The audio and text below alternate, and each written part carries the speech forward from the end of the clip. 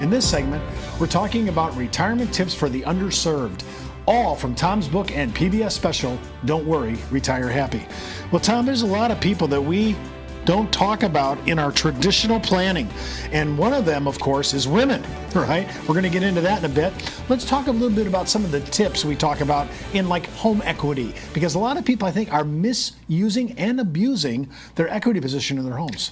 We want to use it wisely. Yeah, so step 7 out of the 7 steps is use your home equity wisely. For many people, their house is one of their largest assets. And there are basically 3 ways to use your home equity wisely. Number 1, you can sell the home and downsize. I want to say here, if you're single, you can capture up to $250,000 tax-free in capital gains. If you're married, you can capture up to $500,000 tax-free in capital gains, and that can definitely help your retirement. You can take a loan against the equity, and you can do a reverse mortgage.